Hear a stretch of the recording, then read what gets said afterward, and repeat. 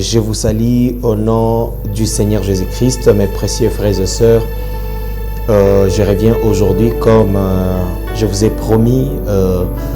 Je suis également censé d'agir rapidement par rapport à la promesse, parce que nous le savons très bien qu'il y en a plusieurs personnes qui ont besoin d'écouter la parole de Dieu, les gens qui cherchent à être nourris par l'évangile. Parce que si vous avez un enfant, un malnutri, un enfant qui ne mange pas une bonne nourriture, vous verrez même sa santé, il sera comme quelqu'un qui a, vous verrez qu'il a une grosse tête, peut-être un ventre gonflé. Pourquoi? Parce qu'il ne mange pas correctement la nourriture. Mais pour nous, le chrétien, notre nourriture d'habitude, ce n'est que la parole de Dieu. C'est pourquoi Dieu avait dit à Josué, il avait dit à Josué que ces livres de la loi que je te donne, médite la nuit et jour, afin que tu aies du succès dans tout ce que tu entreprendras. Et aujourd'hui, je vais parler sur les thèmes que je vous ai promis. C'est intitulé « La profondeur appelle la profondeur ». Pour ceux-là qui ont la Bible et Louis II, ils vont lire là et on appelle ça « Les flots appellent les flots ». Mais si on part dans la Bible de Darby, là on parle de l'abîme appelle l'abîme. Que Dieu vous bénisse, mais nous allons lire les Louis II. Je vais prendre Psaume 42. Je vais commencer à partir du 7e verset. Mon âme est abattue au-dedans de moi. Ça, c'est David qui disait. Mon âme est abattue au-dedans de moi. Aussi, c'est à toi que je pense depuis les pays du Jourdain, depuis l'Hermon, depuis la montagne de Midser. Un flot appelle un autre flot. Au bruit de tes ondes, toutes tes vagues et tous tes flots passent sur moi. Le jour, l'Éternel m'accordait sa grâce. La nuit, j'ai chanté sa louange. J'adressais une prière au Dieu de ma vie. Je dis à Dieu, mon rocher, pourquoi m'oublies-tu? Pourquoi dois-je marcher dans la tristesse, sous l'oppression de l'ennemi? Que le Seigneur vous bénisse. Ça, c'est David qui est en train de parler avec Dieu. Comme la Bible le dit ici, au verset 8, il dit « Un flot appelle un autre flot, un bruit des ondes.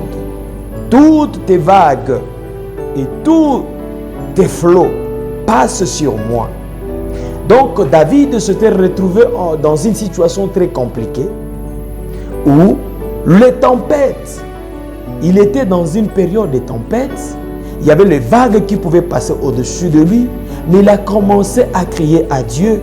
Il a dit, l'Éternel Dieu, pourquoi tu peux me laisser toujours dans les détresses? Que le Seigneur vous bénisse. Je dis à Dieu, mon rocher, pourquoi m'oublies-tu? Pourquoi dois-je marcher dans la tristesse?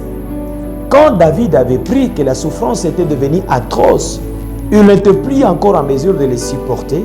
Alors il a commencé à crier à Dieu. Pourquoi tu m'as laissé dans la tristesse? Pourquoi tu m'as oublié? Et ce soir, je sais qu'il y a encore une autre personne, peut-être ça peut être toi qui es en train de me suivre, qui crie à l'Éternel Dieu. Pourquoi tu m'as oublié?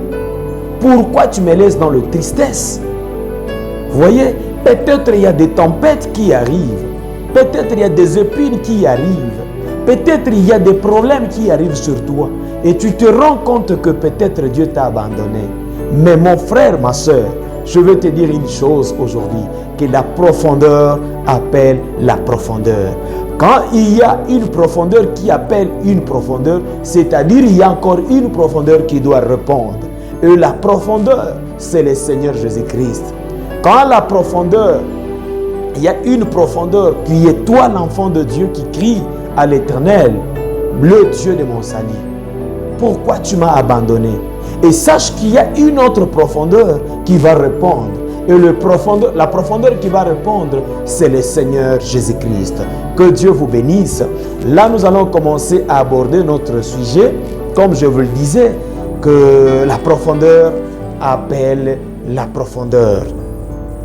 Et s'il y a un malade, vous devez savoir qu'il y a aussi une guérison qui va répondre. Peut-être tu es malade, tu cries à l'Éternel et Dieu. Avec ma maladie ici, j'ai beaucoup souffert, j'ai beaucoup pleuré, j'ai changé des hôpitaux et des hôpitaux. Mais sachez qu'il y a une profondeur qui va répondre à ta requête. Que Dieu vous bénisse.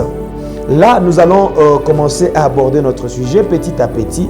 Comme nous vivons en ce moment ici, nous vivons dans une période où les gens adorent. Il y a des gens qui adorent le travail, il y a les gens qui adorent le phare, il y a les gens qui adorent leur maison, il y a les gens qui adorent leur bureau. Que le Seigneur vous bénisse. Et vous vous rendez compte que quelqu'un peut se perdre sur le droit chemin parce qu'il adore l'argent. Il adore l'argent. Et vous voyez quelqu'un, comme il a mis l'argent comme un objet d'adoration, et cette personne peut se perdre sur la voie du Seigneur. Que Dieu vous bénisse. Et je vais vous raconter une petite histoire. Pour le courant du message, eux, ils vont déjà se retrouver.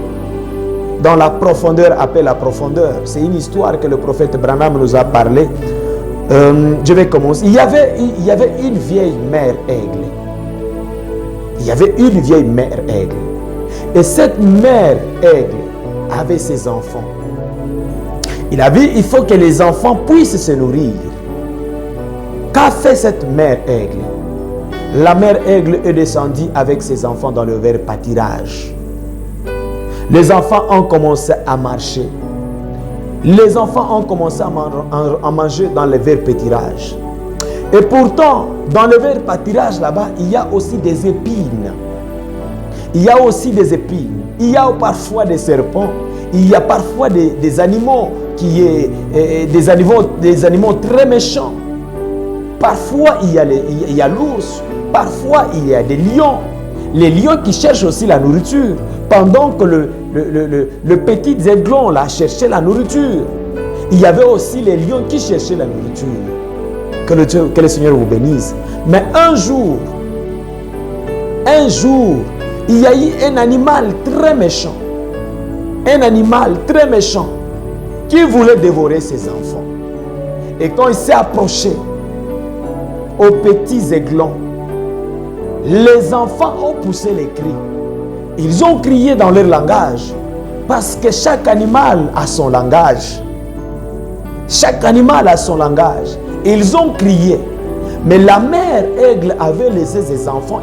Il est allé se cacher. Il est parti se cacher dans un rocher. C'est là où il s'est caché. Alors, il a entendu les cris de ces enfants-là qui criaient. Ils ont crié. La mère aigle, quand il a écouté les cris de ses enfants, la mère aigle est descendue. Qu'a fait la mère aigle? La mère aigle est arrivée. Il a ouvert ses plumes. Il a ouvert ses plumes ou ses bras, je peux dire comme ça. Il a fait monter ses enfants. Il a fait monter ses enfants sur les ailes. Il a fait monter ses enfants sur les ailes. Ils ont commencé à monter.